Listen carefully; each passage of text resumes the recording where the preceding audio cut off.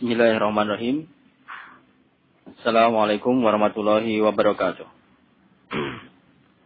Innal hamdalillah nahmaduhu wa nasta'inuhu wa nastaghfiruh wa na'udzu billahi min syururi anfusina wa min sayyiati a'malina. May yahdihillahu fala mudilla lahu wa may yudlil fala hadiyalah. Wa asyhadu an la ilaha illallah wahdahu la syarika lah. Wa asyhadu anna Muhammadan abduhu wa rasuluhu sallallahu alaihi wa ala alihi wasallam. Amma ba'd. Bapak-bapak dan saudara-saudaraku yang dimuliakan oleh Allah Subhanahu wa taala, alhamdulillah senantiasa kita memuji dan bersyukur kepada Allah Subhanahu wa taala atas limpahan berbagai kenikmatannya kepada kita, sehingga kita pada malam hari ini bisa kembali berkumpul dan bertemu di Masjid Polsek Belanggu ini dengan keadaan sehat dan diberikan hidayah, berbagai kenikmatannya, ya berbagai kenikmatan yang diberikan oleh Allah Subhanahu wa taala kepada kita semua. Baik. Kita akan melanjutkan pelajaran dan ta'lim rutin kita dalam pembacaan kitab Mulakhas Al-Fiqhi yang ditulis oleh Syekh Shalih Al-Fauzan hafizahullah ta'ala. Dan kita sampai dalam bab ahkam al-haid wan nifas. Hukum yang berkaitan tentang darah haid dan darah nifas. Dan seperti kita ketahui bahwa darah haid dan darah nifas ini berkaitan dengan para wanita. Akan tapi penting juga bagi kita, para laki-laki, untuk mengetahui hukum-hukum yang berkaitan dengan permasalahan ini. Karena kita semua adalah nanti atau sekarang menjadi kepala keluarga yang bertanggung jawab atas istri kita dan anak-anak kita, terutama anak perempuan kita. Allah Subhanahu wa taala berfirman, ya ayyuhalladzina amanu qu anfusakum wa ahlikum naro.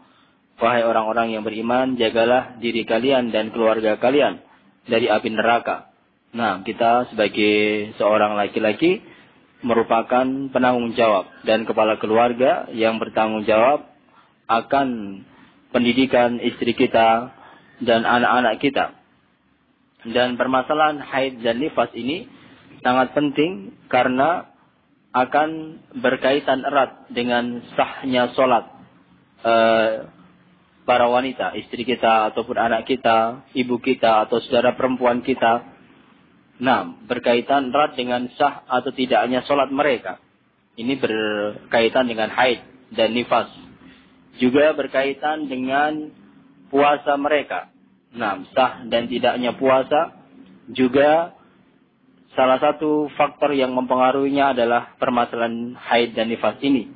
Juga permasalahan haji. Nah, haji mereka juga berkaitan erat dengan haid dan nifas. Sah atau tidaknya diterima atau tidaknya haji wanita berkaitan dengan haid dan nifasnya. Baik. Kita lanjutkan. Kemarin telah kita baca firman Allah Subhanahu wa taala dalam surah Al-Baqarah ayat ke-222.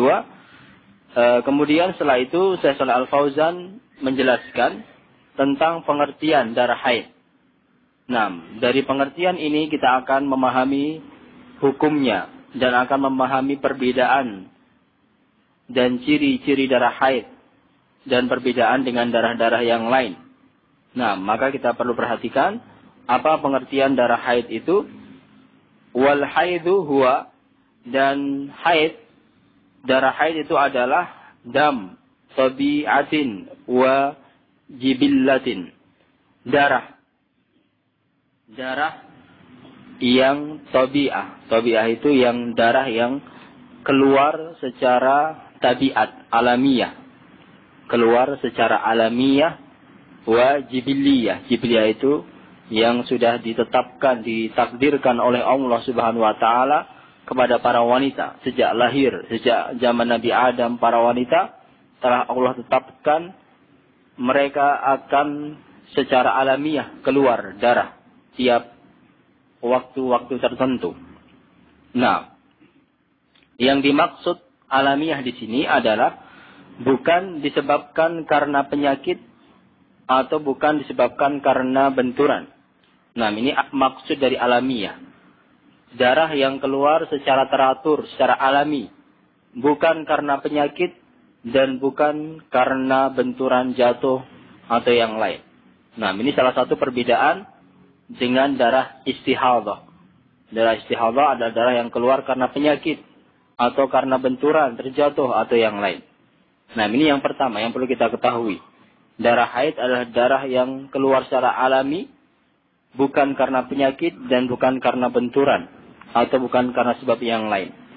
Yakhruju min qa'rir rahim. Darah itu yang alami itu keluar dari mana? Maka keluar dari qa'r. Qa'r itu dinding rahim. Asalnya itu dari mana darah haid itu? Maka secara ilmu kedokteran dan juga ilmu Islam, setelah diteliti, maka darah tadi keluar dari dinding rahim. Nah, bukan dari urat-urat di luar rahim, tetapi dari dinding rahim. Baik.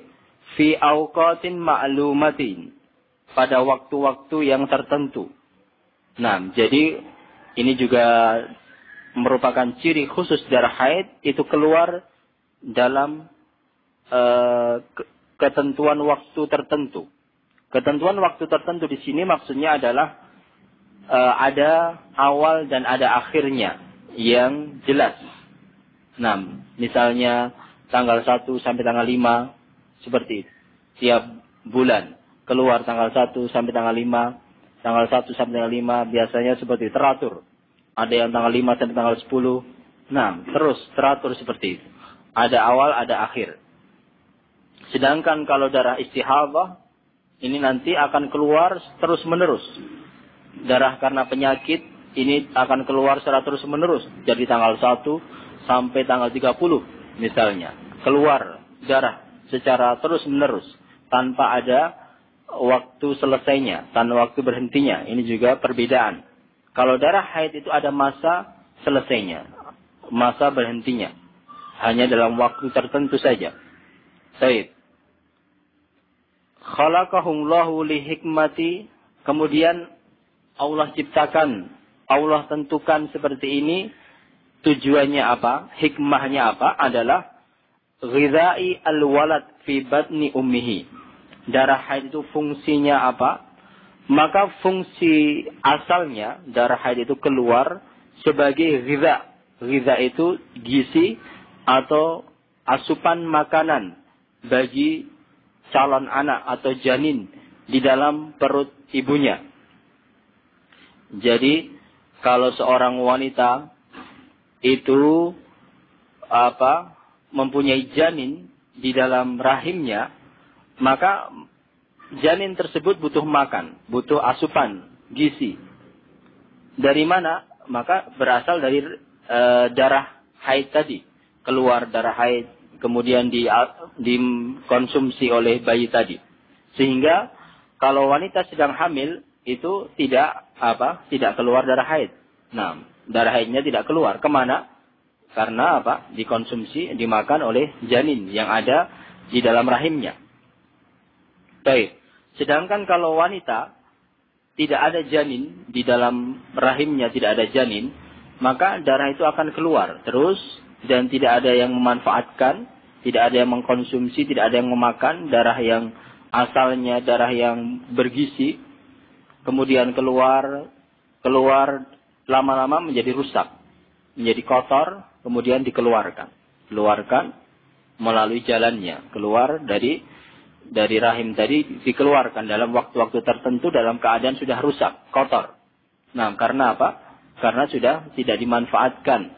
Tapi pada asalnya darah tadi adalah darah yang bergizi, yang bagus. Tapi kalau tidak ada yang memanfaatkan, keluar menjadi kotor, lama-lama rusak sehingga dikeluarkan dari tubuh. Kalau tidak dikeluarkan bisa menjadi penyakit. Nah, seperti itu. Jadi kalau wanita tidak ada janin, keluar darah yang sudah rusak tadi. Tapi kalau ada janin, darah tadi tidak keluar dan dimanfaatkan, dimakan oleh janin yang ada di dalam tubuh seorang wanita. Baik. Liftiqarihi ilal ghidha. karena butuhnya janin tadi atas asupan gizi. Nah, janin sangat butuh gizi makanan. Idlau syarakaha fi ghidaiha, kalau seandainya makanan bayi dan makanan wanita itu bercampur, la dha'ufat quwwaha, maka akan lemah kekuatan sang wanita. Nah, ibu butuh makan, butuh kekuatan, bayi juga butuh, maka dibedakan, dipisahkan. Nah, bayi tadi berasal dari darah haid. Nah, sedangkan ibu dari makanan yang dia makan. Faja'alallahu lahu hadzal idza, maka Allah jadikan darah ini sebagai sumber gizinya, sumber makanannya. Lidzalika qalla antahi dha'al hamil, maka oleh sebab itu qalla sedikit atau bahkan tidak ada, tidak mungkin atau mungkin atau tidak bisa diteliti seorang yang wanita yang hamil itu keluar darah haidnya. Nah, di sini Syekh Shalih Fauzan mengatakan qalla sedikit. Nah, seorang wanita yang sedang hamil keluar darah haid. Nah, seperti itu sangat sedikit atau sesuatu yang sangat sedikit sekali. Kalau seandainya ada itu pun sangat sedikit. Nah, seperti itu. Karena apa? Karena darahnya tadi dimanfaatkan atau dikonsumsi oleh janin yang ada di dalam rahimnya. Baik. Fa idza waladat, kemudian jika wanita tadi melahirkan, nah, wanita tadi melahirkan, janinnya keluar, qallabahullahu labanan, maka Allah rubah darah haid tadi menjadi laban, air susu. Yadurru min tadiyaiha, yang keluar, yang meresap keluar dari kedua puting susunya. Nah, dari darah haid, kalau janin masih di dalam, maka langsung dikonsumsi oleh bayi tadi. Kalau bayi tadi sudah keluar, maka darah haid tadi berubah menjadi suatu hormon yang yang mendorong keluarnya air susu. Baik.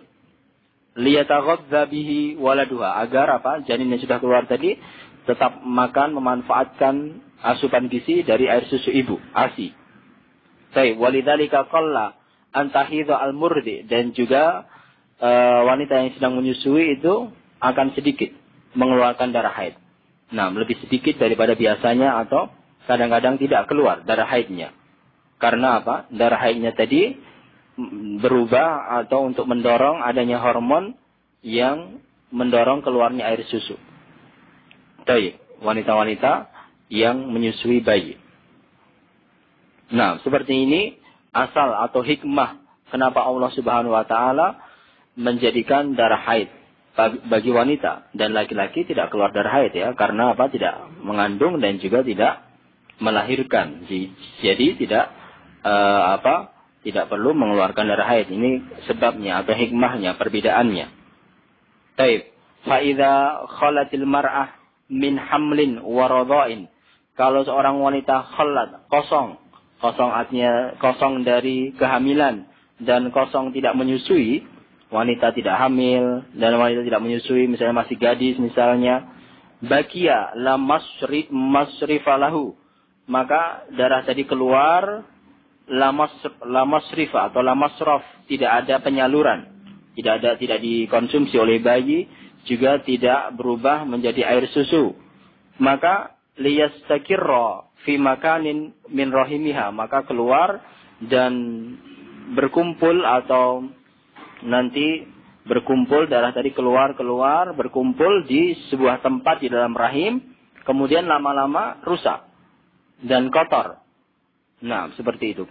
Lama-lama darah tadi keluar menjadi rusak dan kotor. Tapi pada asalnya tidak rusak dan tidak kotor seperti itu. Tapi karena sudah keluar dan tidak ada yang menjaganya, tidak ada yang memanfaatkannya sehingga menjadi kotor. Tsumma yakhruju fil ghalib fi kulli syahrin 6 ayyam atau 7 ayyam. Kemudian karena sudah rusak, kotor, secara alami keluar. Nah, fil ghalib kebanyakan setiap bulan itu 6 bulan atau setiap bulan itu 6 hari atau 7 hari. Nah, kebanyakan para wanita itu keluar darah haidnya selama 6 hari atau 7 hari. Ini kebanyakannya. Ada yang kurang, ada yang lebih, sedikit seperti itu. Kadang-kadang ada yang 5 hari, dari tanggal 1 sampai tanggal 5. Nah, ada yang 8 hari misalnya, tanggal 1 sampai tanggal 8. Tetapi kebanyakan berapa? 6 atau 7. Ini kebanyakan wanita kalau di survei misalnya, maka kebanyakan seperti itu. 6 atau 7 hari. Nah, masa keluar darah haidnya. Untuk mengeluarkan darah yang kotor sudah rusak di dalam rahimnya tadi. Wa qad yazidu an dzalika aw yakil. Dan kadang-kadang ada wanita yang bertambah dari 7, 8 misalnya, aw yakil atau berkurang 5 atau 4. Nah, seperti itu masih normal. Wa yatulu syahrul mar'ah wa yanqusu hasbama rakkabahullahu minat tiba. Dan panjang pendeknya bulan wanita tadi atau berkurangnya itu sesuai dengan Allah yang tetapkan di dalam tabiat wanita tadi berbeda-beda. Nah, artinya ada yang tanggal 1, tanggal 5, ada yang tanggal 5, tanggal 10 di awal bulan atau tengah bulan atau akhir bulan. Nah, seperti itu 5 hari, ada yang 8 hari, ada yang 7 hari, berbeda-beda. Baik. Ini pengertian dan hikmah darah haid itu Allah ciptakan bagi wanita. Baik, kemudian kita akan lanjutkan walil haidhi khilala haidhiha wa inda nihayatihi ahkamun mufassalatun fil kitabi was sunnah. Dan bagi wanita-wanita, setiap wanita itu pasti yang normal itu mengeluarkan darah haid kalau sudah dewasa. Nah, kalau sudah dewasa, sudah balik, salah satu tanda baliknya seorang wanita adalah dengan keluarnya darah haid. Maka ada beberapa hukum ahkam yang khusus bagi mereka, yang mufassalah, yang telah terperinci di dalam Al-Quran dan Sunnah, telah Allah jelaskan dalam Al-Quran dan dalam Sunnah. Ini menunjukkan sesuatu hal tersebut penting. Nah, kalau tidak penting, kenapa Allah sebutkan dalam Al-Quran permasalahan haid? Dalam surah Al-Baqarah ayat ke-222. Yas'alunaka 'anil mahid. Para sahabat bertanya kepada engkau tentang darah haid, wahai Muhammad. Para sahabat bertanya kepada Nabi Muhammad sehingga Allah rangkum dan Allah kekalkan di dalam Al-Quran. Ini menunjukkan penting. Kalau seandainya tidak penting, untuk apa disebutkan dalam Al-Quran, disebutkan dalam Sunnah? Nah, maka penting untuk kita pelajari permasalahan yang berkaitan dengan darah haid. Hukum-hukum yang berkaitan dengan wanita yang sedang haid. Yang pertama, min hadhil ahkam anal haidha la tusalli wa la tasumu hala haidhiha. Adalah seorang wanita yang haid itu tidak boleh sholat dan tidak boleh berpuasa dalam keadaan masih mengeluarkan darah haid. Nah, tidak boleh berpuasa dan juga tidak boleh sholat. Kalau nekat dia sholat, nekat dia puasa, malah hukumnya berdosa. Tidak mendapatkan pahala, bahkan berdosa. Nah, seperti itu. Dan kalau seorang wanita sedang haid, kemudian dia rela tidak sholat dan rela tidak puasa karena melaksanakan perintah Allah dan perintah Rasulnya, maka dia mendapatkan pahala. Dia mendapatkan pahala seperti wanita yang sholat, seperti wanita yang puasa. Nah, kadang-kadang istri kita atau anak kita atau misalnya saudara kita pada bulan puasa biasanya mengeluh. Kalau pas sedang haid, wah saya tidak bisa puasa. Tidak bisa puasa seperti suami saya, seperti anak-anak saya, seperti keluarga saya, seperti itu. Nah, mengeluh. Tetapi kita berikan nasihat, dengan tidak puasanya kamu, wahai para wanita, itu berpahala. Engkau tidak puasa untuk melaksanakan perintah Allah itu berpahala. Berpahala. Besar. Nah, seperti pahalanya engkau berpuasa. Engkau berpuasa karena melaksanakan perintah Allah. Dan engkau tidak berpuasa juga dalam rangka melaksanakan perintah Allah. Nah, maka terimalah dengan lapang dada dengan keikhlasan seperti itu. Jangan ada kekecewaan, jangan ada keberatan. Kalau tidak berpuasa pada bulan Ramadan, tidak bisa berpuasa seperti keluarganya. Nah, seperti itu. Baik. Dalilnya, qala alaihi assalatu wassalam, berkata Rasulullah sallallahu alaihi wasallam li Fatimah binti Abi Hubais, kepada salah seorang sahabat wanita yang bernama Fatimah binti Abi Hubais, pada waktu dia bertanya tentang permasalahan haid, Rasulullah bersabda, idza aqbalatil haidah fada'is salat. Jika telah datang darah haidmu, maka tinggalkanlah salat. Nah, kalau telah datang keluar darah haidmu, maka tinggalkanlah salat. Tidak boleh salat. Nah, dalam riwayat yang lain di dalam Imam Bukhari, Rasulullah SAW bersabda, Allah yusalli wa la yasum, bukankah wanita itu tidak salat dan tidak puasa pada waktu haid? Nah, yang menunjukkan kelemahan agama mereka, salah satu sebabnya adalah mereka tidak salat dan tidak puasa pada waktu sedang haid. Ini menunjukkan apa? Di sini salat, di dalam hadis yang lain puasa. Tidak boleh puasa. Nah, falau shamatil haidu aw sallat hala haidhiha lam yasih laha saumun wala salatun. Jika dia wanita tadi tetap nekat berpuasa ataupun salat sedangkan dia dalam keadaan haid dan dia tahu, dalam keadaan berilmu ya, tahu itu dilarang, maka tidak sah puasanya dan juga tidak sah salatnya. Nah, li'anna nabi, dan berdosa, perlu diberikan pelajaran, perlu diberikan peringatan. Nah, li'anna nabiyya sallallahu alaihi wasallam nahaha an dalik, karena Rasulullah melarangnya, Allah dan Rasulnya. Allah Subhanahu wa taala melarang para wanita yang sedang haid untuk salat dan puasa, dan juga Rasulullah sallallahu alaihi wasallam melarangnya. Nah, maka malah berdosa seperti itu. Tidak berpahala dan juga tidak diterima.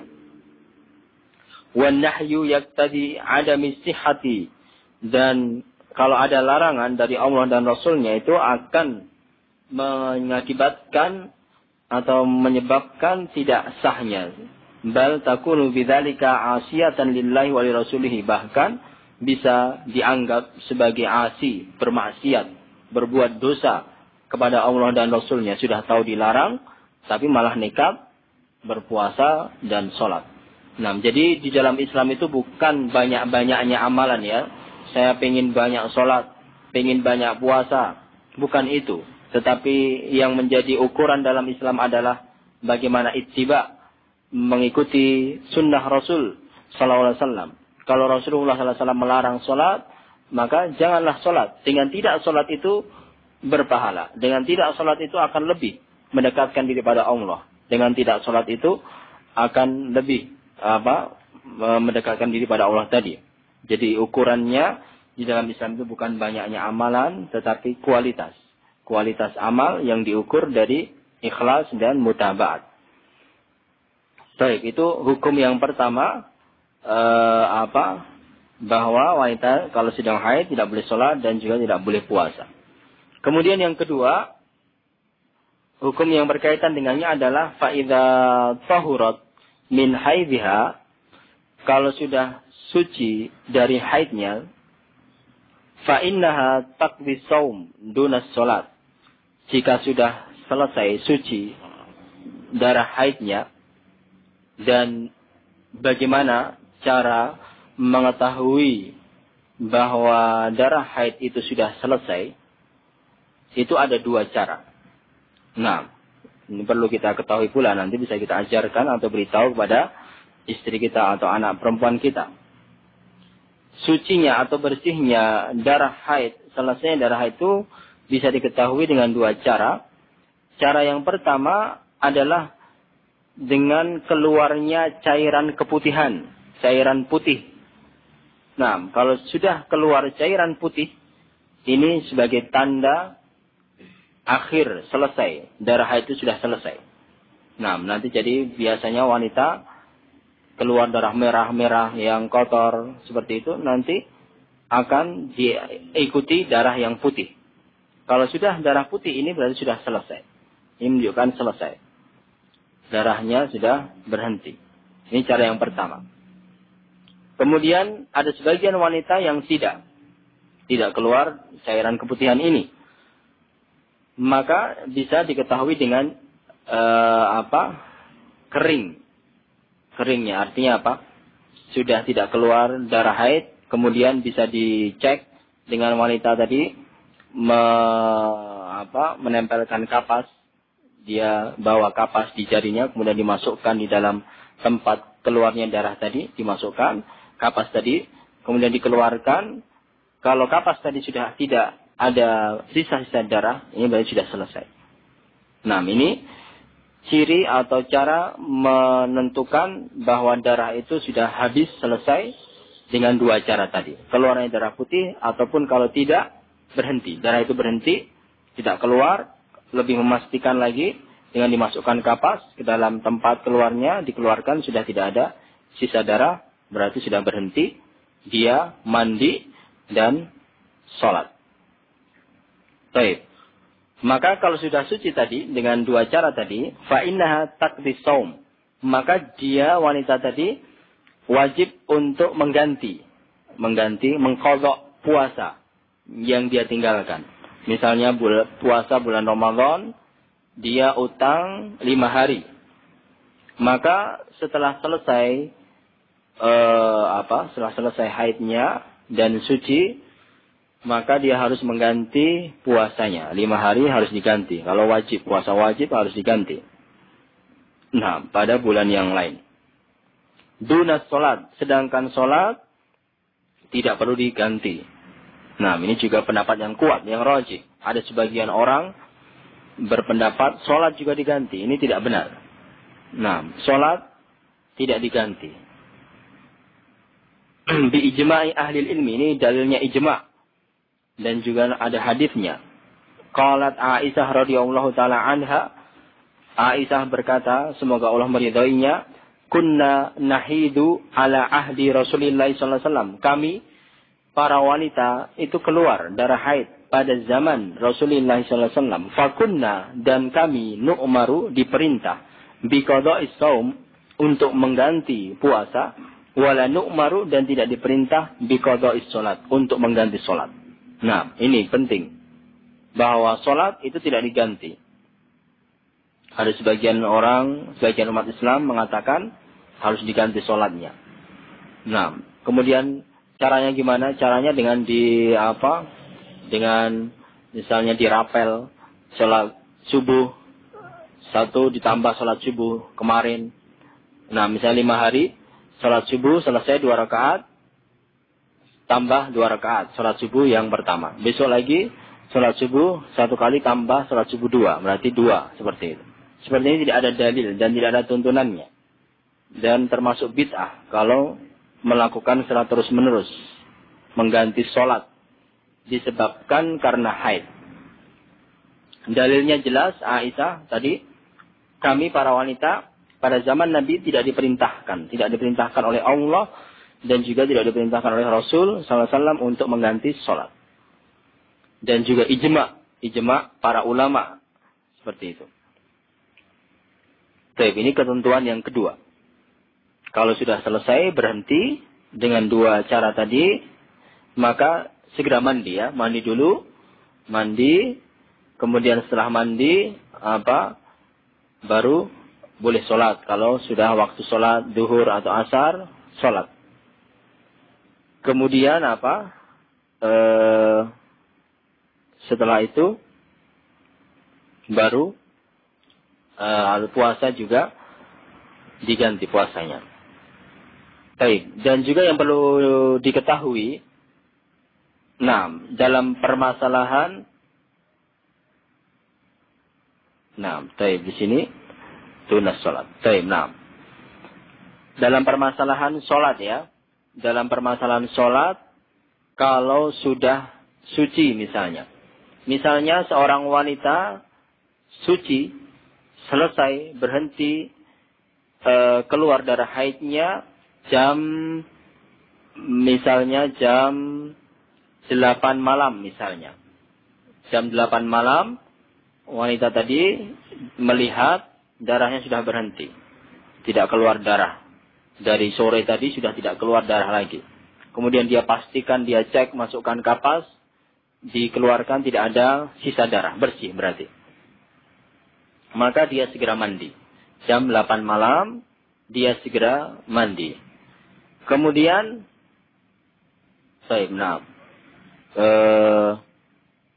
jam 8 malam berarti apa?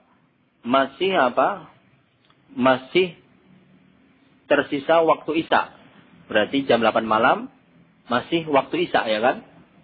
Maka dia sholat Isya atau sholat maghrib dan sholat Isya. Nah, seperti itu. Jadi jam 8 malam tadi, yang setelah mandi selesai suci bersih, yang dia lakukan adalah yang pertama sholat maghrib 3 rakaat. Selesai salam, kemudian baru sholat Isya 4 rakaat. Nah, karena jam 8 malam ini masih merupakan waktu maghrib dan Isya secara jamak, ya kan? Maghrib dan Isya itu boleh dijamak. Boleh dijamak dalam keadaan tertentu, seperti dalam keadaan haid tadi, maka wanita tadi harus sholat maghrib dan sholat Isya karena sudah selesai, berhenti. Pada waktu jam 8 malam, dan jam 8 malam ini adalah waktu maghrib dan Isya. Baik. Kemudian contoh yang kedua, kalau seorang wanita itu suci jam 4 sore misalnya, atau jam 3 sore. Jam 3 sore ya, waktu asar misalnya. Waktu asar, darah berhenti. Dicek, setelah selesai. Maka yang dia lakukan adalah yang pertama mandi, kemudian sholat zuhur 4 rakaat dan sholat asar 4 rakaat. Nah, seperti ini. Dijamak. Bukan hanya sholat asar saja. Tetapi jam 3 ini masih merupakan waktu zuhur secara jamak. Nah, ini merupakan pendapat jumhur para ulama dan juga Syekhul Islam Ibnu Taimiyah, Ibnu Qayyim seperti itu.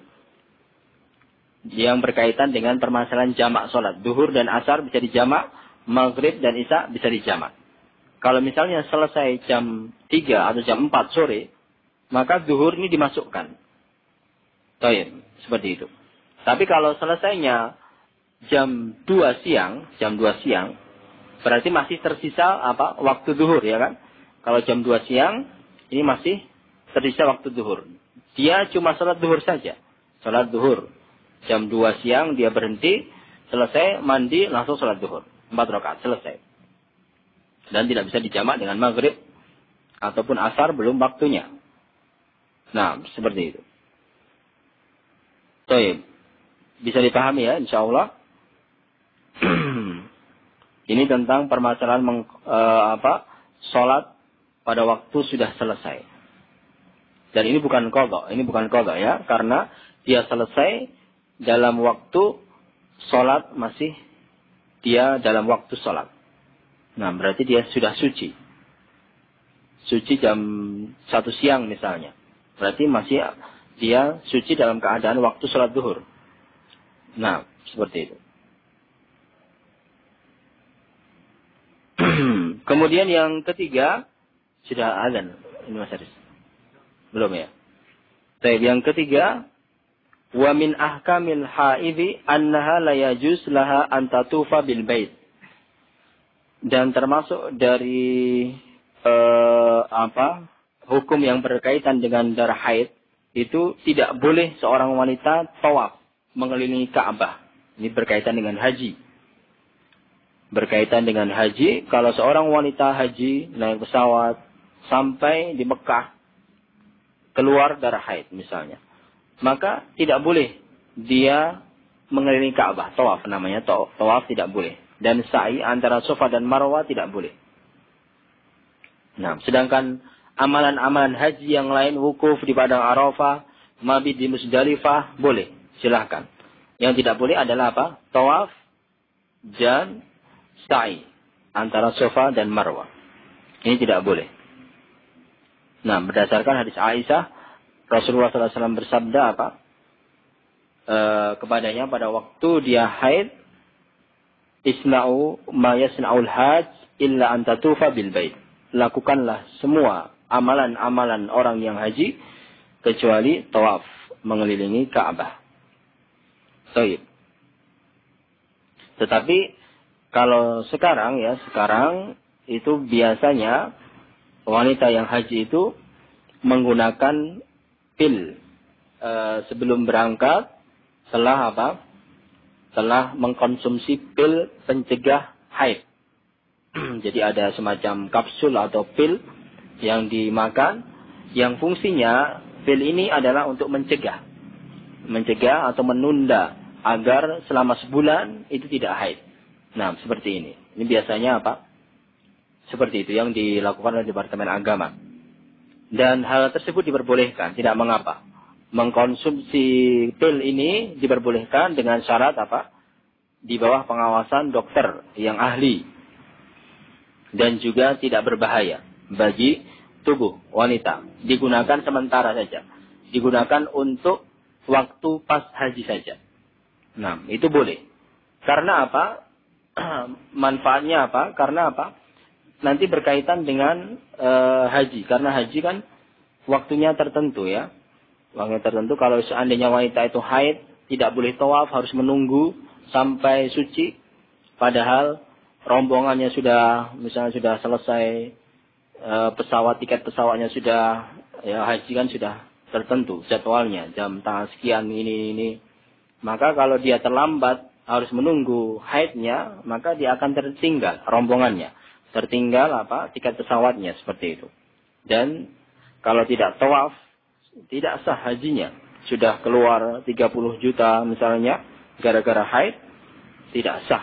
Nah, kalau tidak tawaf mengelilingi Ka'bah. Sehingga diperbolehkan untuk mengkonsumsi pil pencegah haid ini dengan dua syarat tadi, dengan pengawasan dokter dan juga tidak berbahaya. Bagi tubuhnya digunakan sementara saja, tidak terus-menerus. Baik. Kemudian juga tidak boleh takra'ul Quran. Wanita sedang haid tidak boleh, yang lebih tepat adalah tidak boleh memegang Al-Quran. Memegang Al-Quran secara langsung. Rasulullah SAW bersabda La yamassul Quran illa tahir. Tidak boleh memegang Al-Quran secara langsung kecuali yang suci. Sedangkan wanita haid sedang berhadas besar, maka tidak boleh memegang. Sedangkan kalau membaca tanpa memegang, insya Allah diperbolehkan. Ada perbedaan pendapat, akan tapi lebih tepatnya diperbolehkan. Membaca Al-Quran dari hafalannya tanpa memegang mushaf. Seperti itu, insya Allah diperbolehkan. Baik. Wala tajlis fil masjid. Dan juga wanita yang sedang haid tidak boleh duduk lama di masjid. Nah, berdasarkan surat Al-Baqarah. Ayat ke-43. InsyaAllah. Nah, yarhamukumullah.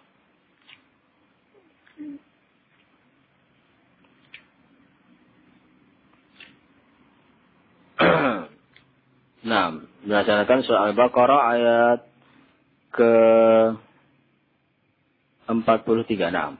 Ya ayyuhalladzina amanu la taqrabus sholata wa antum sukara hatta ta'lamu ma taqulun wa la junuban illa 'abiri sabilin hatta taghtasilu.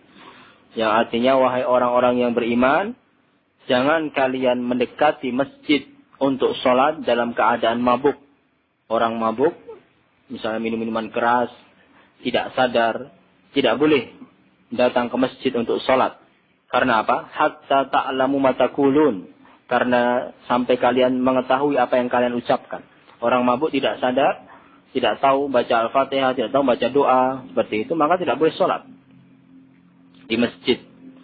Wala junuban, dan juga tidak boleh datang ke masjid orang-orang yang junub. Junub yang berhadas besar. Berhadas besar, laki-laki, junub, wanita junub, ataupun wanita yang haid. Itu berhadas besar. Tidak boleh di masjid, illa abir sabil, kecuali hanya sekedar lewat.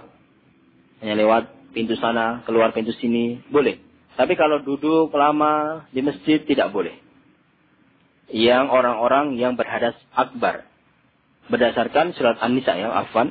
Surat An-Nisa ayat ke-43. Ini. Dan juga dalil yang kedua, sabda Rasulullah SAW dalam hadis Ummu Atiyah. Dalam hadis Idul Fitri atau Idul Adha, Ummu Atiyah berkata, kunna nu'mar, kami diperintahkan oleh Rasulullah SAW untuk mengeluarkan wanita-wanita yang haid untuk keluar ke tanah lapang, ya kan, untuk menyaksikan sholat Idul Fitri, menyaksikan dakwah, menyaksikan betapa bersatunya umat Islam, betapa besarnya dakwah umat Islam. Kemudian dalam akhir hadis tersebut Rasulullah SAW bersabda, wal ya'tazilna al-huyadu al-musalla. Tetapi hendaklah wanita yang sedang haid itu ya'tazil, menjauh, menepi dari tanah lapang tempat sholat. Jadi mereka datang mengikuti Idul Fitri itu hanya sekedar menyaksikan dakwah, mendengarkan khutbah, tetapi tidak boleh sholat dan juga tidak boleh bercampur baur dengan wanita-wanita di tempat sholat. Tapi mereka agak minggir menyaksikan seperti itu. Wal ya'tazil yaitu adalah iktizal, menepi atau berada di pinggir. Al-huyadu, wanita yang sedang haid dari tempat sholat. Baik, ini menunjukkan apa? Bahwa wanita yang sedang haid tidak boleh duduk di masjid lama. Tapi kalau cuma sebentar lewat, seperti itu tidak mengapa. Yang tidak diperbolehkan adalah lama. Baik. Wa yuhramu ala zawjiha wud'uha fil farji hatta yanqati'a haiduha wa taktasila. Kemudian hukum yang lain, tidak boleh bagi suaminya untuk menggauli, berhubungan suami istri fil farji, di dalam fard, di dalam kemaluan, sampai berhenti darahnya tadi dengan 2 cara. Berhenti darah itu diketahui dengan 2 cara, dan sampai mandi. Nah, jadi bolehnya berhubungan suami istri itu kalau sudah selesai dan sudah mandi. Paham ya? Jadi bukan cuma selesai saja. Kalau sudah selesai tapi belum mandi juga tidak boleh. Nah, tapi wanita tadi harus darahnya berhenti, selesai, kering, dan mandi dulu. Setelah mandi boleh melakukan hubungan suami istri. Tapi sebelum itu tidak boleh. Nah, malas nanti mandi lagi seperti itu tidak boleh ya. Harus mandi dulu, baru setelah itu boleh. Baik. Nah, Allah Subhanahu wa taala berfirman di dalam surah Al-Baqarah ayat ke-222 tadi, ya wa yas'alunaka 'anil mahid, para sahabat bertanya kepada engkau wahai Rasulullah tentang darah haid. Kul, katakan wahai Muhammad, huwa adza, darah haid itu adalah darah yang keluar sudah kotor, darah yang kotor. Maka tidak boleh tidak boleh berhubungan suami istri karena sesuatu yang kotor keluar dari dalam rahimnya. Fa'tazilun nisa, maka jauhilah wanita. Jauhilah dalam arti tidak boleh berhubungan. Fil mahid, kalau sedang dalam darah haid. Wala taqrabuhunna, dan jangan engkau mendekatinya. Hatta yathurna, sampai berhenti, suci. Faida tatoharna, kalau sudah berhenti dan sudah mandi. Faida tatoharna, sudah mandi. Fa'tuhunna, maka datangilah wanita-wanita istrimu min haitsu amarakumullah, dari tempat yang Allah perintahkan. Naam. Baik, wa ma'nal i'tizal, dan arti dari i'tizal, menjauhi wanita tadi adalah tarkul wud'i, meninggalkan hubungan suami istri, bukan yang lain. Dalam hal-hal yang lain tetap sama, seperti biasa, makan bersama, tidur bersama, bermain bersama, bercanda bersama, diperbolehkan. Nah, yang tidak diperbolehkan adalah berhubungan suami istri yang dilarang. Baik, ini berbeda dengan orang-orang Yahudi zaman dahulu. Kalau wanita yang sedang haid maka dikucilkan, tidak boleh makan bersama, tidak boleh tidur bersama. Maka seperti itu tidak diajarkan dalam Islam. Baik, dan qala Nabi sallallahu alaihi wasallam, Rasulullah bersabda, isna'u kulla syai'in illa nikah. Kamu lakukanlah segala sesuatu, yaitu antara suami istri, lakukanlah semuanya, illa nikah, kecuali nikah, yaitu berhubungan tadi. Rawahul jamaah ilal Bukhari, diriwayatkan oleh jamaah Muslim juga, kecuali Imam Bukhari. Wa fil lafdhin, dalam riwayat lain, illa jima, kecuali jima. Diperbolehkan. Segala sesuatu yang biasa dilakukan oleh suami istri, kecuali hubungan suami istri. Baik. Nah, kita cukupkan dulu sampai di sini pembahasan kita. Kita lanjutkan pada pertemuan berikutnya. 3 poin yang telah kita bahas dalam permasalahan haid. Baik, sebelum kita tutup, ada pertanyaan. Tafadhalu kalau ada yang kurang jelas atau yang lain.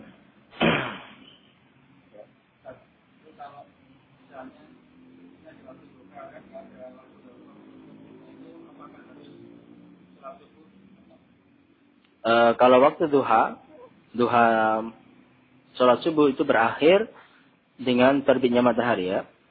Berarti kalau duhanya yang dimaksud duha tadi setelah terbit matahari adalah maka tidak perlu sholat subuh. Tidak perlu sholat subuh, juga tidak perlu sholat yang lain. Nah, seperti itu. Kalau jam 9 misalnya, suci jam 9. Maka wanita tadi tidak sholat subuh. Karena sudah keluar waktu sholat subuhnya. Jadi kalau jam 2 siang atau jam 1 siang selesai, berarti kan dia masih ada waktu sholat duhur. Berarti wajib baginya untuk melakukan sholat duhur saja. Kalau jam 1. Kalau jam 3, berarti wajib baginya sholat asar dan sholat duhur.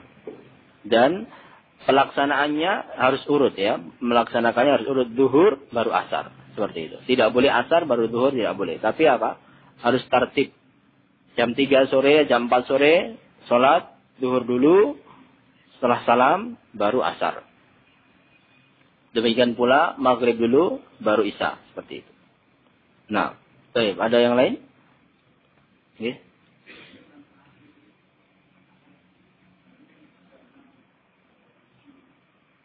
Ya.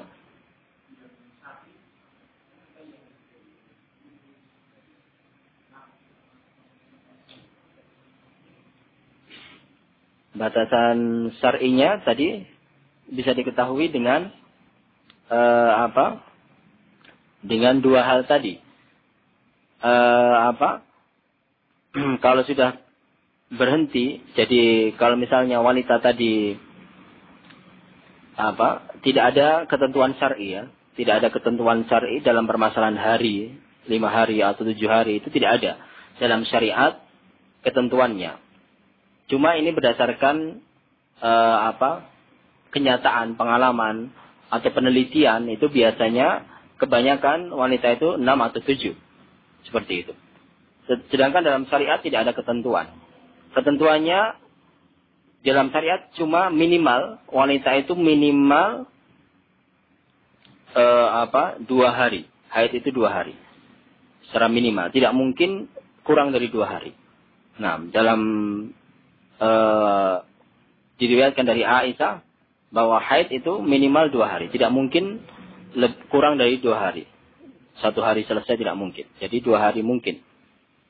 Nah, sedangkan batasan maksimal tidak ada. Dan diketahui dengan 2 cara tadi. Kapan selesai diketahui dengan 2 cara. Cara yang pertama dengan kalau sudah keluar darah putih maka selesai.